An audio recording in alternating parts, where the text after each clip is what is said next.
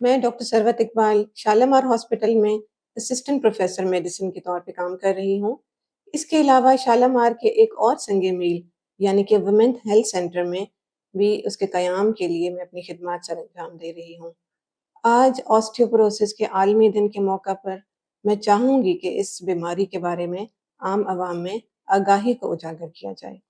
Osteoporosis, जिसको उर्दू में हड्डियों का भुरभुरापन कहते हैं, एक बढ़ती हुई उम्र की बीमारी है।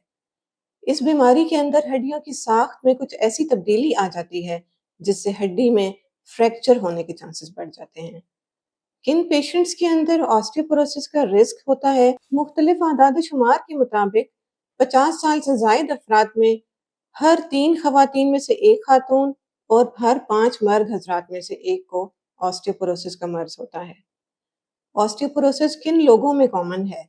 जैसा कि मैंने जिक्र किया कि एक बढ़ती हुई उम्र की बीमारी है, तो वो तमाम खवातीन जो पोस्ट मेनोपॉजल हैं या जिनमें माहवारी का अमल ख़त्म हो गया है, मर्द हजरात जो 70 ईयर्स को क्रॉस कर चुके हैं। इस तरह बहुत सारे पेशेंट्स जो कुछ अद्वियात ले रहे हैं, जैसे स्टीरॉइड्स ले रहे हैं, या ब्रेस्ट कैंसर के वो पेशेंट्स जो थेरेपी पर हैं। इसके अलावा कुछ हार्मोनल डिजीज़ेस के पेशेंट्स जैसे थायराइड, कुशिंग या पैराथायरॉइड से रिलेटेड डिजीज़ेस के पेशेंट्स में भी ऑस्टियोपोरोसिस का खतरा ज़्यादा होता है।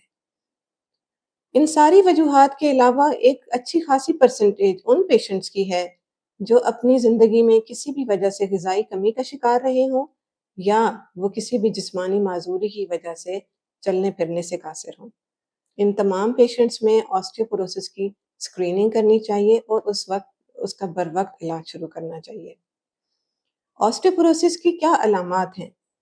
ऑस्टियोपोरोसिस में किसी भी मामूली चोट के बाद बाजू या टांग की हड्डी का फ्रैक्चर हो जाना, रीढ़ की हड्डी में खम आ जाना, या पेशेंट की बज़ाहिर हाइट के अंदर कमी वाक़या होना शुरू हो जाए, ये सारी अलामात ऑस्टियोपोरोसिस के पेशेंट्स में होती हैं। ऑस्टियोपोरोसिस की स्क्रीनिंग के लिए वैसे तो बहुत सारे टेस्ट किए जाते हैं, जिसमें विटामिन डी और कैल्शियम का लेवल चेक करना ज़रूरी होता है।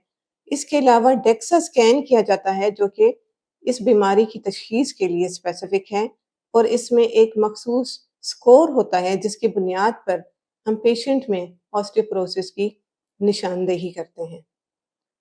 ऑस्टियोपोरोसिस की ट्रीटमेंट में मुख्तलिफ स्टेप्स को फॉलो किया जाता है, जिसमें पेशेंट की डाइटरी काउंसलिंग, उसकी डाइट में कैल्शियम और विटामिन डी को चेक करना और उसको ऑप्टिमाइज करना, पेशेंट को फिजिकल रिहेबिलिटेशन प्रोग्राम में लेकर आना या उसको मुख्तलिफ एक्सरसाइजेस बताना, जिससे पेशेंट अपनी डिपेंडेंट लाइफ से एक दोबारा इंडिपेंडेंट लाइफ की तरफ आए।